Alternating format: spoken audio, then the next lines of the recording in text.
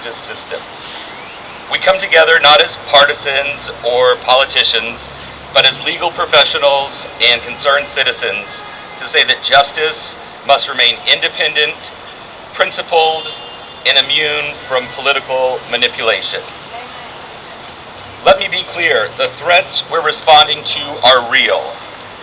Judges are facing intimidation and even threats for making rulings that some find politically inconvenient. Lawyers are being punished, even sanctioned, for the simple act of representing their clients. And the public's trust in our courts is being undermined by rhetoric that prioritizes partisanship over principle. When judges feel forced to look over their shoulders, and when lawyers worry that representing someone zealously in court might cost them their career, the system begins to fracture. We cannot let that happen. That's why we're here, not just to raise our voices, but to show with our presence that we're willing to stand up for the institutions that make justice possible. As members of the legal profession, we have sworn an oath to uphold the Constitution and to faithfully serve the cause of justice. That oath doesn't expire, it doesn't bend with political opinion, and it doesn't shrink in the face of intimidation. We're here today to protect that system. The rule of law means something. It means that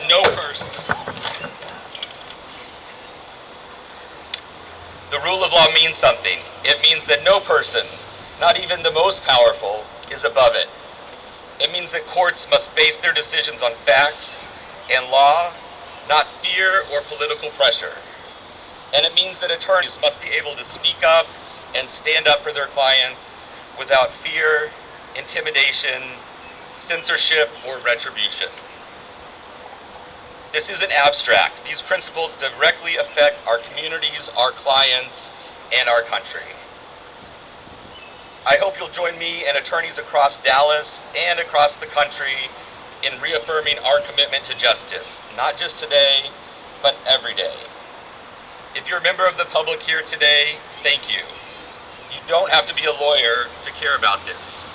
You just have to care about fairness, about democracy, about your rights and your neighbor's rights. This is your fight too. So what comes next? Speak up when judicial independence is undermined. Educate your community about why a fair and impartial court system is essential. Support efforts that preserve access to justice and protect the rights of all people, not just the privileged or the powerful. And most of all, stay engaged. Democracy is not a spectator sport. Benjamin Franklin was famously asked at the close of the Constitutional Convention in 1787, "Well, doctor, what have we got? A republic or a monarchy?" He responded, "A republic, if you can keep it." Let this be one of the ways we keep it. Let this be the start, not just of a day of action, but of a deeper recommitment to our values as legal professionals and as citizens. Thank you for being here. Thank you for using your voice. And thank you for helping to protect the rule of law for all of us.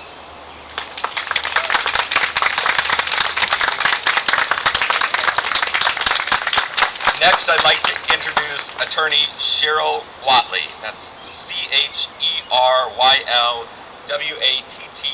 CHERYWATTLEY.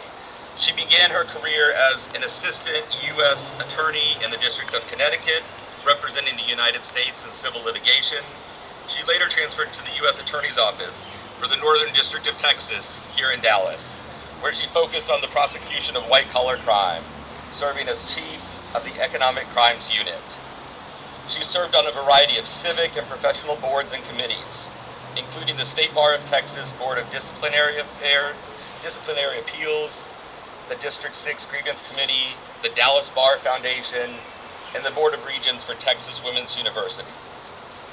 She is a frequent speaker and panelist, participating in presentations with the Dallas Women's Leadership Symposium, the American Board of Trial Advocates, and other community and legal organizations. she would take up the time we have here today, but I'm going to let you hear from her directly. Please welcome Cheryl Whatley.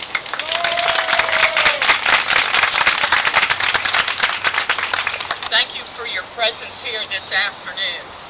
As I stand here today as a lawyer, not representing any institution or organization, I am reminded that almost 45 years ago, in a small courtroom in that federal courthouse behind us, I stood to take my oath as an assistant United States attorney.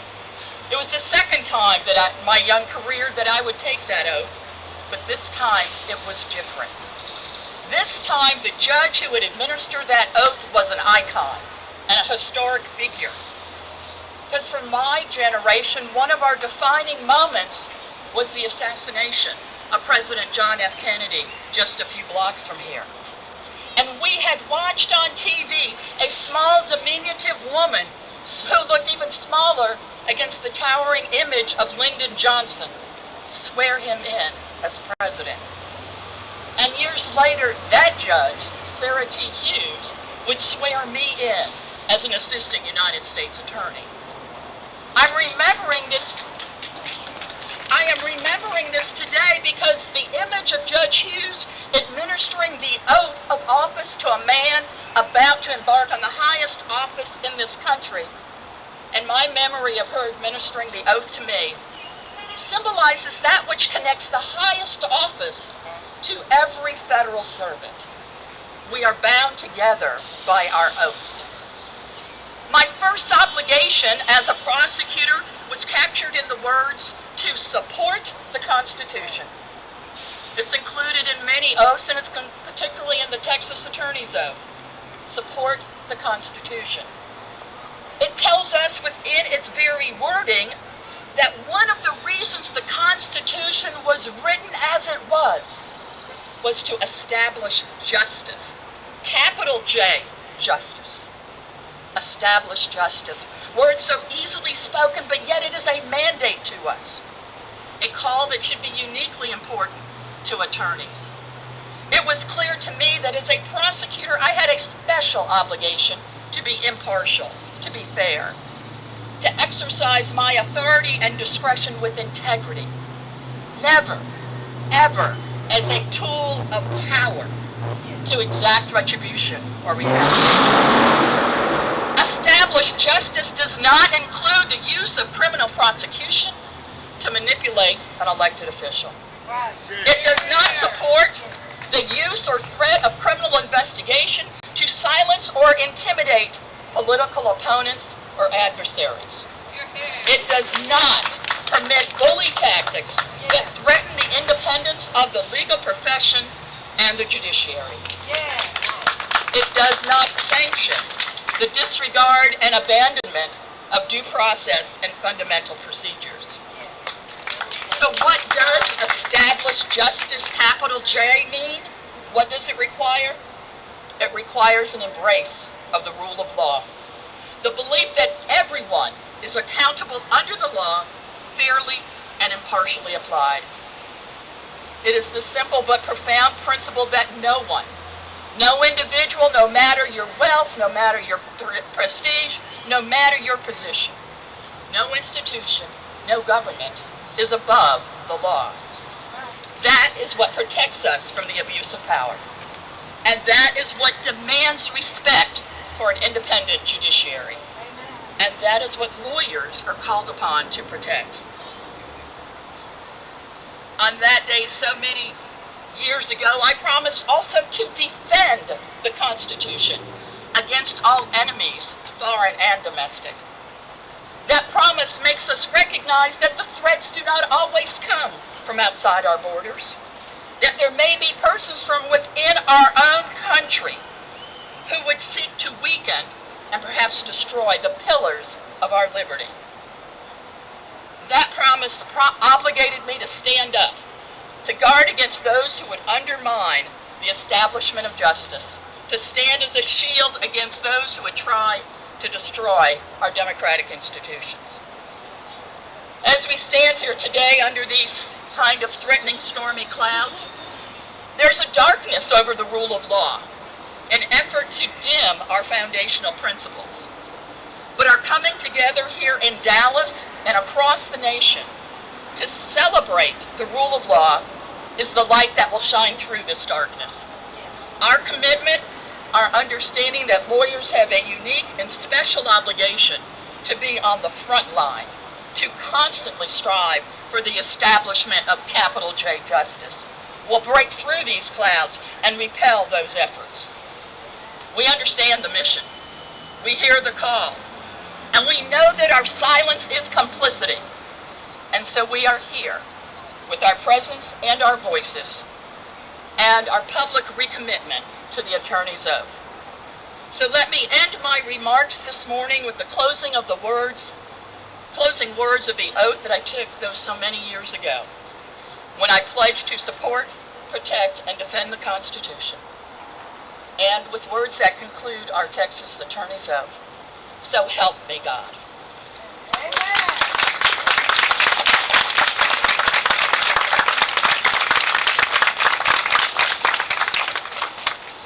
Thank you so much. I'd like to welcome up Judge Dominique Collins. That's DOMINIQUECOLLINS. Judge Dominique Collins presides over Dallas County Criminal District Court number 4. She also oversees the Dallas County Veterans Court, which gives justice-involved veterans who complete treatment of their combat-related PTSD an opportunity to have their cases dismissed and expunged. Prior to first being elected in 2012, Judge Collins served Dallas County as Assistant District Attorney and has extensive experience handling both felony and criminal cases. She received her law degree from St. Mary's University in San Antonio and will be here to share a few words and then administer the oath to any attorneys that are here who would like to symbolically retake the oath. And on a personal note, I consider myself very honored and lucky that Judge Collins agreed to administer the attorney oath to me back when I passed the Texas bar nearly 10 years ago, and she was also kind enough to officiate at my wedding 7 years ago, so both still going good with both of those, so please welcome Judge Dominique Collins.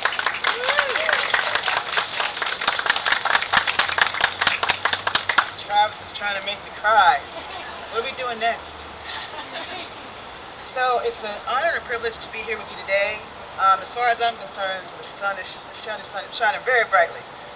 Those ain't clouds. Super excited to be doing this with you. I've done this hundreds of times, but following on the heels of Ms. Watley's words, it's extra special. Thank you for that. All right, Texas lawyers, you all ready? Yes. All right, put up your right hands. All right, I state your name. Do solemnly swear that I will support the Constitution of the United States and of this state, that I will honestly demean myself in the practice of law, that I will discharge my duties to my clients to the best of my ability, that I will conduct myself with integrity and in civility in dealing and communicating with the courts and all parties. Help me God. Help me God.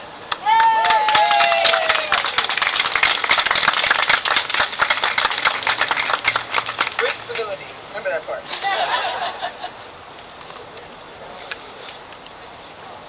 Thank you again to Judge Collins. So we wanted to keep this short for everybody over the lunch hour, but as I said at the beginning, this is only the start. We have more work that is coming up and that's ahead of us. Please, if you RSVP for the event, we have your contact info.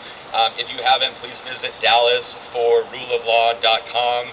This is a volunteer organization that needs more attorney volunteers, people in the legal profession, and public support.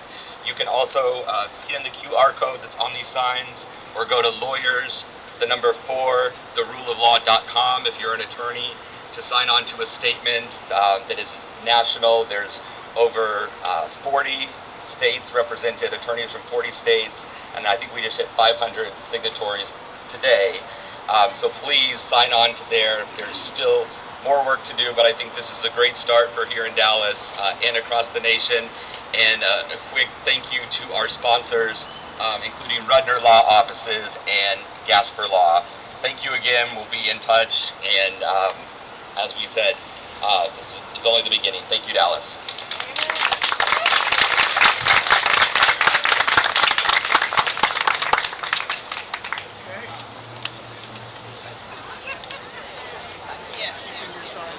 Yes, I am. Okay.